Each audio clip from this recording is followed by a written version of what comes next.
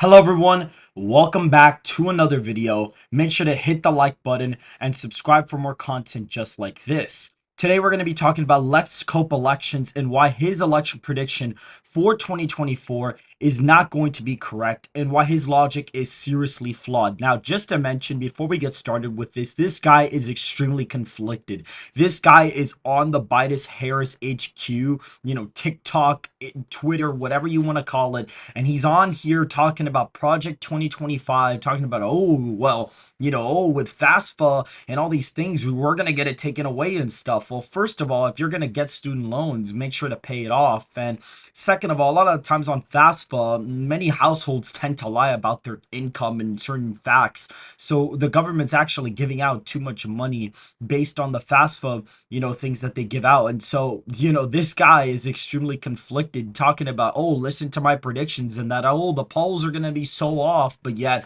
he wants to put out stuff like this. And if you look at the polling averages based on Decision Desk HQ, this is what the polling averages look like. Donald Trump is up in the polling aggregate by 312 electoral votes to 226. Wisconsin and Michigan in the Decision Desk HQ aggregates are leading for Biden, but the polling errors here tend to be very abysmal for Democrats. And what I mean by that is essentially they overestimate them way too much. I'm talking about Biden leading by 8 percentage points in a state like Wisconsin, and he ends up winning it by half a point. And what we're going to do is we're actually going to take a trip down memory lane, and we're going to look at our previous predictions for 2020. So this was Let's Talk Elections prediction for 2020. He had 350 electoral votes for Joe Biden to Donald Trump's 188. We both predicted Joe Biden was going to be the winner of the presidency, but you're going to notice something with my prediction. This was my prediction back in 2020. There is no online proof for you to go back to 2020, but this is essentially what I predicted back then. I predicted Joe Biden 278 at Trump's 260 electoral college votes. You got to understand, I had just started working on my YouTube channel. This guy had already been, or not just started working on the YouTube channel, but just started doing politics, just started looking into stuff. This guy had been doing videos since 2017. He had 3 additional years on me in political knowledge, yet I was able to somehow get this a lot closer than he did. First of all, we were roughly off by the same amount in electoral votes. I was actually technically closer in electoral votes to predicting it correct than even he was. However, his margins in North Carolina, Florida, Iowa, Texas are seriously off.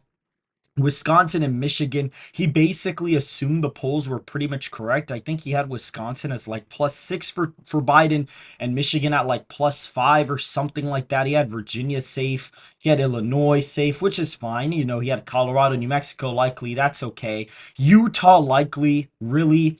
Montana, Missouri, come on. Indiana, Mississippi, seriously. I think he had Alaska likely, probably. That's probably what he had back then too. But I basically looked at his YouTube video, pretty much got it. This was my projection. I was way closer in the Rust Belt. At the time, everyone kind of expected Trump to lose Florida. I actually had him winning Florida by about 1.5 points. I thought he was going to do slightly better than what he did in 2020. Georgia, I still had it going Republican by, close amount. It was like 2 points, but I didn't understand that the African American turnout was going to be really high for Joe Biden. In Arizona, I saw that the trends were getting closer. I didn't think Biden was going to pick it off, but I should have been able to see this based on the approval ratings and the trends with both candidates. My friend Gold Crown Politics actually was able to predict the entire election correct with almost pretty accurate margins. Ohio, the polls were too close for me to say, oh, is he really going to win it over 5? Iowa, I was like, I see that it's a more white state. It's probably going to go that way. And essentially in, the Northeast, I was like, oh, these margins went that way. It'll probably go that way too. Same thing in Maine at large, New Hampshire and Minnesota. I thought Biden was going to do better in New Hampshire than Clinton, which I was right. I just didn't think he was going to win it by over 5. And Nevada, I saw that was getting closer. I thought Biden was going to win it by about 3.5, probably 4 points. And I had the Rust Belt essentially really close. So I was able to predict the winner with him, but his margins realistically were way off. And I'm going to put a little bit of a disclaimer here. This is his election prediction right now. He has Biden winning 271 electoral college votes to 267 electoral college votes. And the reason why he has this projection is because he basically relies on the midterms and, oh, Orange Man bad to do his projections. doesn't even pull up polling data during the videos, by the way. He doesn't show the polling data when he makes these predictions. And because what he does is he relies way too much off of the previous midterm results, which, yes, they were bad for Republicans. I was way off. He was way more accurate in those predictions than I was. However, here's the problem. This guy is correlating the midterms to a presidential year, which you just can't do that. You know, there are way more college educated voters that come out during midterms. And I guess he understood that Republicans were not going to get, you know, underestimated by that much, because at the time he was smart enough to look at, you know, the data and say, okay, well, you know, usually the midterm polls are more correct. So if Republicans only win by 2, and that only produces, and they only produce, you know, 230, 240, you know, with a +4, +5, they're probably going to narrowly win the House. And so he was essentially right about that. And what's also quite funny about this is, like, Arizona, his entire reason for it going tilt Democrat is because Kelly won re-election there, and that there's an abortion referendum, which, by the way, they basically repealed that law. So that's not going to really affect voters in Arizona the same way that it would have before. Back then, I would have told you, okay, Trump probably loses a couple points in Arizona because of this. Like, I probably would have had it as Leanar, but I now think that it's not going to affect the race at all, because they essentially repealed the law once again. And so now he has this thing super duper close. And so we're going to be going over my analysis and basically say why he's going to be dead wrong. And it's very interesting. This guy, you know, basically interns for the White House. He really does. Every single video is a Trump hating video. You know, Trump may have just lost Wisconsin. That's impossible. If honestly, if he puts Wisconsin as Democrat because of Trump's, oh, Milwaukee's a bad city, you know, if he actually puts a Democrat in his next prediction, I will lose my mind, because that is the worst electoral analysis you could possibly make, you know, in this time. And, you know, and what's quite funny is that literally this entire channel is just about literally just completely dunking on Trump. That's literally all this is about. And what happens with him is that, oh, the special elections, oh, you know, Democrats outperform special elections. Once again, Democrats shockingly outperform in Ohio. No, it's not really a shocker. Republicans don't turn out in special elections that have like 3% turnout in an election where both candidates did not get over one of the candidates' results from 2020. How are you going to extrapolate an election with like 90% less turnout than the general in a single district? That just absolutely is the worst electoral analysis you could possibly make. And I'll go ahead and say, yes, I was wrong during the midterms. I was completely wrong. But now me and my friend Gokran Politics have looked at the data and said, well, we should have known it wasn't going to be a red wave year. And we understand why we could have been able to deduce that. And we are certain to not necessarily make that mistake again. And if we look at my Senate map, I have Republicans winning 55 seats. And what this guy doesn't understand is that there is not a such thing as reverse coattails. This guy always likes to say, oh, Kari Lake is going to perform badly in Arizona, so Donald Trump could probably lose. Or, oh, Eric Hovde is going to hold back Trump in Wisconsin. Or, oh, Josh Stein's going to carry over Biden in Nevada, or in North Carolina. Reverse coattails do not exist. Whoever the top of the ticket is. So in a midterm, it would usually be either a senator, it'll be a governor. In a presidential year, the top of the ticket is always the presidential candidate, because they are the main driver for turnout in that certain year. And what's funny, what I've done is I've actually incorporated in the Senate model the 2024 results that I have, because Trump and Biden both have their coattails in this cycle. What's actually quite funny is that if this was a regular year, yes, Eric Hovde would lose. Pennsylvania, yes, Bob Casey would win re-election. Nevada, Sam Brown would barely come over. Moreno would still win, by the way. So this guy trying to say, oh, Moreno has no chance, is definitely not correct. Florida would be almost a 5-point win. That's way better than the tilt margin he got. Yes, Kari Lake would lose She would lose Arizona again if this was a regular, midterm year, regular year with no presidential candidates on the ballot. Yes, she would lose. But now, when you have the presidential candidates on the ballot, you see Kerry Lake wins. You see Florida's a 7-point win. You see Nevada's a 3-point win. Ohio almost 5. We see Pennsylvania get close. Eric Hovde wins. Virginia is somewhat semi-competitive. And what's actually quite funny is that if you look at Maryland, just to show you guys that this is not biased, Maryland is considered an 18-point victory here. If you go over here, it's actually a half point less because Larry Hogan is actually significantly outpolling his Democrat challenger. But based on a bunch of other things that I've done, such as looking at previous results and whatnot, we clearly see Maryland is way more competitive than it would be. Usually this is a D+30 state, but that is not what it's looking like. But you actually see here that in Maryland, believe it or not, that when Biden's on the ballot, Hogan does like a half a point worse, and he is not projected to get even under 15 points as of right now. And so looking at the House as well, this is not my accurate forecast for the numbers. There's a little bit of an error here, but I have Republicans at 234 House seats. And the reason why I have that is I'm expecting Donald Trump to win the Electoral College by a pretty decent amount. If we look at my projection, I have him winning the popular vote by 7.2. And you may say, whoa, that's huge. Why do you have him winning it by such that amount? If you look at the aggregate, Donald Trump leads by 2.9%. Biden was leading by 8.5. He won by like half that margin. Clinton was ahead by 5.6. She ended up winning by 3.1. He's always been underestimated in polling data. And Biden got underestimated by almost 3 points while having a positive approval rating. This is something that Let's Talk Elections does not talk about. Ironically enough, no pun intended, he doesn't talk about the fact that Biden was underestimated with a positive approval rating. Clinton was underestimated or overestimated with a negative approval rating, which made sense. A lot of people at the time didn't see this coming because it was like, oh, if Biden has a plus favorable rating, he really shouldn't be underestimated by that much, but he was.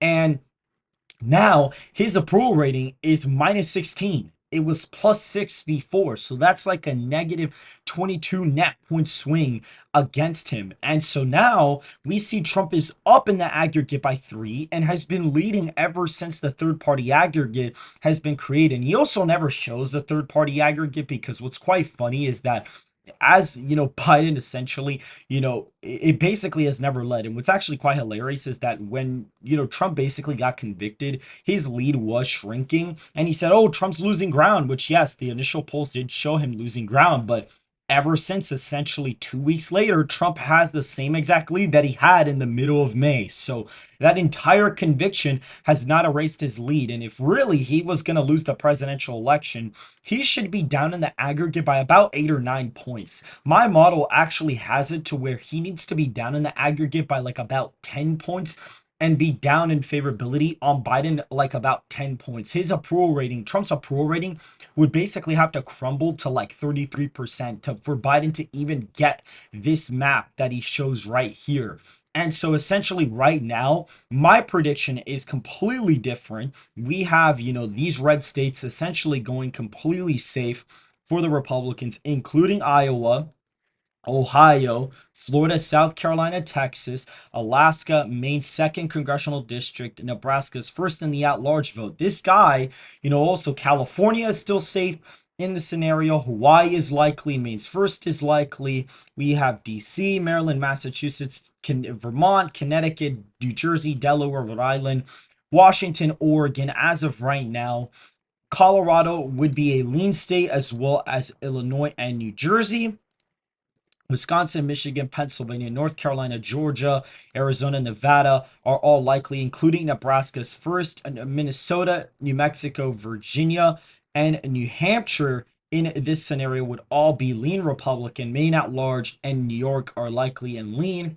And we see Donald Trump wins the Electoral College in a landslide based off this model. This guy has also never put in the effort to even try to construct something like this. Again, I'm not going to say it's 100% accurate. I've tested my model back here to the 2020 election and have applied certain adjusters to try to get the most accurate result, which you see them right over here. And Gold Crown Politics' model What's actually quite interesting about this guy is that he was able to get the entire election correct using this.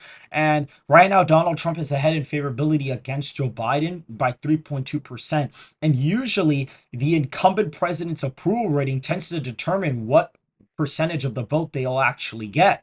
Now, for example, Trump had a 45% approval rating. He ended up getting 46. Obama had 50. He ended up getting almost 52%. What's interesting to note is that Clinton had a 54% approval rating, but since Ross Perot was still a major third-party candidate, he only ended up getting 49% of the national vote in 1996. Joe Biden in the three-way aggregate sits at 39%, 37.9, pretty much 39.7. Trump sits at 42.6. That's roughly the same spread that they have in their approval ratings. But now with a lot of third-party candidates, there's not even a guarantee that Biden's going to get this percentage or that Trump's even going to get this low of percentage, to be honest. Trump has never gone below 45% in a national election as of right now. And Trump being the former president cancels out Biden's incumbency advantage. That is all gone. And that's why you see the polls reflect such a strong Trump lead. If this was any other candidate, the polling would be neck and neck, or Biden would probably be up by a couple points, because you have Trump as the former president basically canceling out the incumbency advantage. So this whole, incumbency advantage, oh my God, oh, Biden's going to be able to use that to win. No, that's not how this works, guys. This is not your typical election. And all the conventional wisdom says, oh, this is going to be a close race, but that is not what we're seeing here. Wisconsin. This is the biggest proof that this is going to be a landslide as of right now. If you go back to the May sample for the New York Times / Siena College poll, you see that Wisconsin was a tie. Biden led the aggregate in Wisconsin by 8 in 2020 and barely won it by half a point. Now the polls are tied here, and the New York Times / Siena College poll had it as a statistical tie. And now what they did is they asked that same group, who'd you vote for in 2020? And it shows Biden up by 7. So essentially that means that they have not really fixed their polling methodology. At least New York Times Siena College poll hasn't, but they are basically the most reputable pollster of the entire country. So if they haven't fixed it, the likeliness of every other single pollster fixing it is just not likely. And even the polling averages, Hawaii is a 2.5 point lead for Biden. All these people, oh, well, oh, it's fake. Oh, it's a troll. Oh, it's just an internal. Guys, Biden should not be leading Hawaii in polling data by 2.5 points. It shouldn't be happening. He should be up by 30, 35 like he was in 2020 if this was going to be a competitive race. He only ended up winning it by 29. Now he's up by 2 points in the aggregate. Only 2 points. If you average out the 3 polls, he's up by 2 percentage points in the aggregate. You know how embarrassing that is that he's up 2 points? Texas, Trump led by 1. He ended up winning by 5.5. Now Trump's up 10. Same thing in Florida. The polling error was like 5 points. And this guy, oh, the midterms, oh, they actually overestimated Republicans. Well, yeah, they did, but by only 0.3% nationally.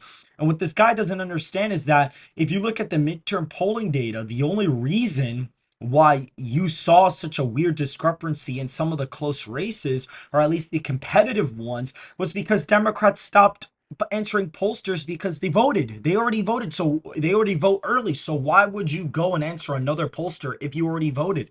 I'm surprised that I figured this out that late. And I don't know if this is going to happen this time, because that's not what happened in 2020. That hasn't happened in 2016. Biden's very unpopular. He's only polling at like 60% with black voters. Meanwhile, in 2020, he was polling above 90 in like every single poll. Trump was polling in like the low single digits with blacks in 2020. How are you going to tell me that, oh, actually the polls are going to be completely wrong and Trump's going to end up only getting like 7%? He's going to do worse. How is that going to be possible? How? And so that's it for this video, guys. I wanted to come on here and completely dismantle this guy, because this guy, this is malpractice. He's going out there and basically shilling for Biden and Harris. The fact that these people don't have another celebrity and they had to get this guy out of his Harvard dorm to do this is just absolutely embarrassing. I cannot believe that they had to have him do this. This guy, yeah, it's absolutely ridiculous, and this is malpractice. He should not put out another election prediction video. He can go ahead and hate on Trump as much as he wants, but this guy should not be near an electoral college map. He should not be touching one whatsoever as of right now. Make sure to go ahead and like the video. Make sure to go ahead and subscribe for more content just like this. Follow the Twitter, and if you disagree with me, make sure to go ahead in the Discord in the description down below and join our server. And yo, Ethan, to be honest, bro, I told you that we should have debated on live stream months ago. And I know you've seen my stuff because on Discord you saw that I was typing and you were like, "Oh, it's okay. We're not going to ban you from my server or whatever." But you never answered my offer. You could have at least said no, but haven't even you have basically refused to even answer my offer. So the offer still stands. I'd love to discuss this with you on a live stream. I'm sure it would get a lot of engagement. You would get a lot of ad revenue. I would as well. It's basically would be pure entertainment, education, political savviness, to the test. It would be amazing to have that debate. I would really like to have it. So you already know where to find me on Discord. You join the Discord server, find me.